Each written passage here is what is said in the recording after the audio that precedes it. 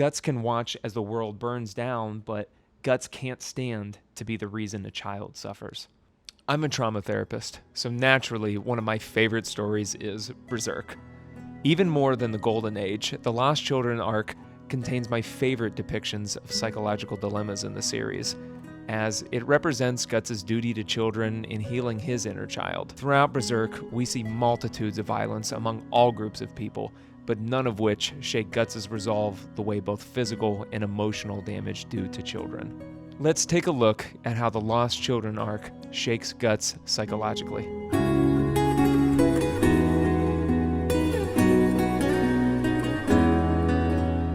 In the Lost Children arc, Guts falls into the stage of psychosocial development, generativity versus stagnation. German psychologist Erik Erikson developed these stages, outlining each phase among human life in the psychological conflict or existential question in each phase. The interesting thing about these stages is not that they're exclusive to the age range the person lies within. For instance, a character that's canonically in their 30s to 40s, like Vegeta, that is obsessively focused on proving their worth would still be arrested in the industry versus inferiority stage, which typically revolves around ages 7 to 10. Although canonically, to Guts' age, intimacy versus isolation, the stage that lies between 20 and 44 years old, generally applies to Guts within the story, generativity versus stagnation, which generally occurs between ages 45 to 64, better fits Guts' central theme in this part of the story, which is his duty to nurture children. Generativity versus stagnation is defined by purpose and impact,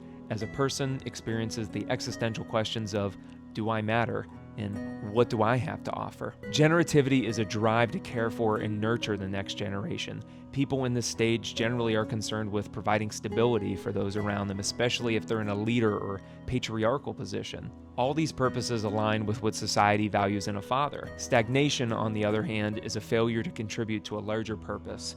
If generativity requires someone to value sacrifice, stagnation is a person who doesn't value contributing to a larger purpose, or someone that even resents that purpose or society. If you ask Guts what stage he's in at this point of the story, he would gleefully tell you stagnation. Canonically, we need to think about where Guts is at this point of the story. Most of us have his conflicts in the Golden Age at the forefront of our mind, though in real time, we've just left the Black Swordsman arc. We've seen Guts outwardly tell Puck and anyone else vulnerable enough to listen to him that if you don't have strength, you are never going to survive in the first place. So what's the point of saving you? Even carrying this nihilistic view of the weak not having value if they can't impose their will on the world. If someone can't live their life the way they please, they might as well die.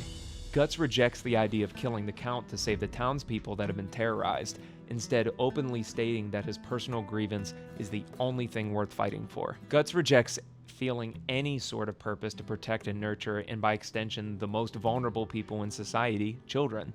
He puts so much stock into being free and valuing the ability to be who you want to be, something that's severely limited to you when you take on the role of a nurturer, protector, or a paternal figure. But even throughout Guts' rejection of personal responsibility for others, he assumes guilt watching children suffer in this world. We first see it with Guts having to take the life of a reanimated Colette. When she's facing him as a foe, he's paralyzed with the thought of her childlike demeanor enough to take a direct hit. Guts is forced to take her life, vomiting in revulsion to his actions. This is significant because Guts had to be the one to hurt her. Earlier in the arc, he's told about how the Count terrorizes the townspeople and kidnaps dozens of women to suffer the same fate that his own loved ones had in the eclipse. Guts can ignore his feelings of empathy when he watches someone vulnerable suffer from the evil of the world, rationalizing this defense mechanism, stating that if you're not strong enough to survive, you're better off passing on. Almost saying this like death is a reprieve for the weak, though Guts knows ultimately that this perspective is a lie, as he can't stand to be the reason that someone vulnerable suffers. On some level, Guts does have a point in this philosophy.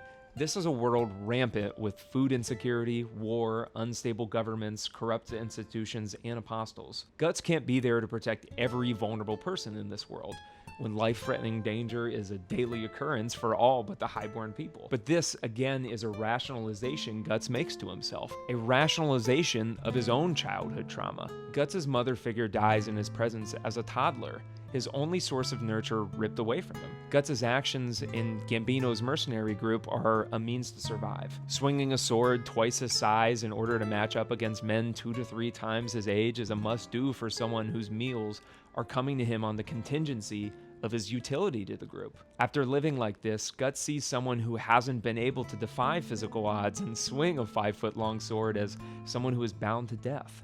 Guts is a survivor and is disgusted by people that don't possess the same strength as him. How could someone just not simply do it if it is necessary? That's the perspective he's taken on others. There's a saying that geniuses are awful teachers because everything comes to them naturally. And I think that's a perspective that is ironic here. Guts possesses strength and resolve that others may not. If he didn't survive and grasp for strength, he was going to die. So if others won't or can't, he feels it would be better for them to die rather than suffer as weak. Guts' relationship with Gambino reinforces the concept of strength equals survival deeper, using money and medicine as a vehicle for positive reinforcement and even a proxy for paternal affection. This dynamic is to establish that Guts does not eat, sleep, or have a place with their merc group if he doesn't have strength. Guts even clings around his sword when he sleeps as a child to feel that semblance of strength. Strength isn't just a survival for Guts, strength is safety. This leads to the question of, do the weak and vulnerable remind Guts of his own weakness? Guts ultimately survives his sexual assault. He survives his abusive paternal relationship, and he survives countless battles. Weakness makes him feel uncomfortable. It makes him angry. And when someone who isn't shown proper emotional regulation feels upset by something, it always comes out in anger. Hence, the disdain Guts shows to the weak. Guts thinks, if strength led me to survive all of this, then everyone else must be strong, or else they'll just suffer like I could have.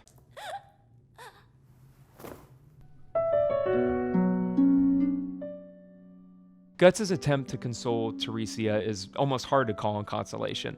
He meets her suffering with cruelty and malice. Wishing for her death, she cries that she wants to go back to her room and be totally enmeshed in her pseudo-security blanket and escapism. In Guts' own dysfunctional way, giving her the out of taking her life is mercy. She's a vulnerable child clinging to escapism, something Guts sees as an impossibility for survival. When the floor caves in, Guts throws out his sword for her to grab hold of.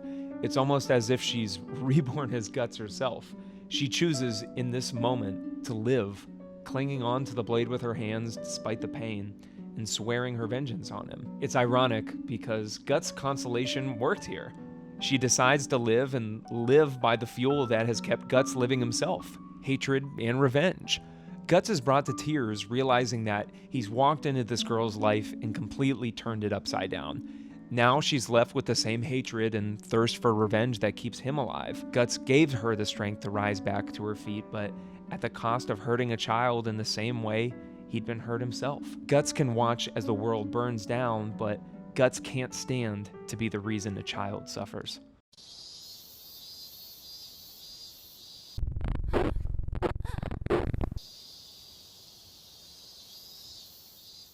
In contrast with Teresia, Jill shows so much security and comfort with Guts immediately, and he's uncomfortable and shocked at it. Jill looks to Guts as a symbol of escapism, something that Guts immediately identifies and attempts to deflect. He tries to use cruelty and inaccessibility to try to push her and other vulnerable people away. It's ironic because this seems to never work. People like Puck and Colette's father try to meet with persistence and charity. Guts is hitting a constant obstacle where the people around him persist regardless of his rejection. He can't understand why a simple, "I've got monsters following me," isn't enough to sever ties with people. They see something in Guts that makes the risk worth whatever he can provide for them. Guts is uncomfortable with this because it's a newfound responsibility and a reminder of his failures in the Golden Age. Somebody caught in stagnation isn't always stuck in a me-only mentality of narcissism or selfishness. Guts is trapped in stagnation because he was unable to save his prior responsibility, and he doesn't trust himself to protect another. Cruelty and indifference are the vehicles Guts uses to interact with the world around him. Guts is in this tweener state of being indifferent to the plight of others, or at the very least attempting to come off indifferent by attempting to mold the vulnerable into the strong through cruelty. When Rosine's elves attack the village, there's multiple panels of Guts using a young boy as a lure on his sword. It comes off outrageously cruel, almost comedically such. He ironically even compliments him, saying, "You made a good lure, boy." He tells him to watch the elves burn in the barn, saying, "Bugs burn real nice."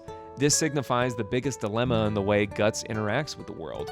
Guts thinks that using cruelty as a vehicle to interact with the weak will make them strong or weed them out, but no one other than Teresia responds to this in the way he's hoping. The boy is probably 5 to 7 years old, and he's accomplished nothing but traumatizing him in the attempt to strengthen him. Even with Teresia, when her behaviors reflect his own, he's visibly ashamed of it. This thought process is even more ironic when we discover that the elves were once children from the village. It's a concrete metaphor for Guts' treatment of the weak. Guts is so concerned with causing more suffering to others, so he distances himself from people, only to indirectly cause more suffering to the weak and vulnerable as a result. Reading this arc in the published order, experiencing all the heartbreak of the Golden Age, and then coming back to the most unlikable characterization of Guts we saw in the Black Swordsman arc is really a whiplash. I think Kento Miura purposefully wanted to make the scene of the Fire Children visiting Guts as jarring as possible, but narratively, the scene does not serve any purpose if it's just here to show you that Guts can be cruel. Between this and the Black Swordsman arc, it's well established Guts can be cruel. This is a subversion at work, begging you to read the underlying context. Guts in the Fire Children is the rejection of his responsibility. Guts isn't just the protagonist, he's our Christ figure. He might be the savior of this world, but ultimately this arc isn't about Griffith, and it's not about defeating the God Hand. It's about his responsibility to nurture the next generation. Guts doesn't just wield his sword in this scene, he wields his cruelty and indifference. Guts' child visiting him here is a symbol of the responsibility he continues to reject, convinced he is putting this burden upon him. His child visiting him in the last 2 arcs represents his emotional detachment from the loved ones he thinks he failed. Guts is so overwhelmed with this failure that he can't embrace and nurture a child screaming for its mother or clinging to his leg. Just like with Colette, Guts coughs up blood, another concrete metaphor at play, telling him that he can't continue to run from his responsibility and the traumatized child within him. After Jill tells Guts the story of Rosine, he tells her, "Next time, I'm not stopping my sword." Guts, on the surface, cannot understand why Jill gravitates to him. He misunderstands that he's a symbol of escapism, and no amount of cruelty or indifference can sever her bond to him, as long as he keeps providing that escapism. Guts is here temporarily. She knows this from the moment she meets him. He is a fleeting opportunity, and she's willing to see hell and everything in it to escape her home. When Guts is fighting Rosine, there's a panel of Puck scolding him for almost killing Jill, to which Guts in his internal dialogue asks himself if he was holding back. At the end of the Golden Age arc, Guts is struggling in the psychosocial stage of intimacy versus isolation. In this stage, a person struggles with whether or not they will be able to put themselves at the risk of pain for the reward of closeness and security in personal relationships, or if they will settle in the less risky route of loneliness and emotional withdrawal. I say to clients all the time that nothing we're striving for in this world comes without the risk of pain. The risk Guts takes to love and be loved blows up in his face, where as soon as he comes to accept these attachments, they're all taken away from him. The worst part about this is that he's powerless to change it. Oftentimes, with clients, I see people rationalize that a partner who had both feet out the door could have stayed with them if the client had just made a few changes to their behavior or listened better. People in this situation rationalize that their suffering is a direct result of their actions in order to feel a semblance of control, as accepting you had no control and your partner simply did not love you anymore is always significantly more painful. The eclipse makes Guts feel that intimacy and closeness is akin to lack of control, and only isolation, and in this case, stagnation, can make him feel safe. Guts rejects the idea that he was holding back and tells himself that he would never. Guts lets out his cannon in the sky and asks himself, "Why did I miss?" at point-blank range. Guts identifies that her appearance has turned less apostle and more childlike. He asks himself if it's her appearance or Jill's story about her that's stopping him, even asking himself Am I really such a softie? What pops out to me here is that as he starts flooding with sentimentality, he refers to Jill by her name for the first time. Guts is only able to bring himself to finish her when remembering his core philosophy. She asks who he is, and he interrupts her stating, "You wouldn't remember. Every last human you scum snacked on playing your games. You wouldn't remember a human." Guts has to detach himself from the idea that she is a child to do this. He feels even more vindicated as Rosine stops talking like a child looking down on adults, and now an apostle looking down on humans. Guts plants himself firmly in stagnation to do this. There's a small panel at the conclusion of this arc where Jill, begging to stay Guts' companion, is embracing him, while we're met with a top-down view of the brand on his neck bleeding. This is here as a symbolic irony, as just as this panel is trying to communicate, Guts says that the apostles and darkness around him is everywhere, and that no matter where you go in this world, your burden will follow. Guts' failure with Teresia looms large over this exchange. A child that was met with his typical approach of cruelty and indifference responded by clinging to life, not by a spark of will to live in spite of her suffering, but out of hatred and revenge. Guts molded a child with the same emptiness that he himself had molded upon as a child. For the first time now, Guts attempts to embrace generativity, to re-embrace closeness with others, by providing the nurture that he was never given as a child. There's no paradise for you to escape to. Guts surrounds her as a physical manifestation of the security blanket he has been for her since they've met. His head radiating with light like a guardian angel sent not to protect her but guide her. What you'll find, what's there, is just a battlefield. Go home. This is my battlefield. Go back to your battlefield.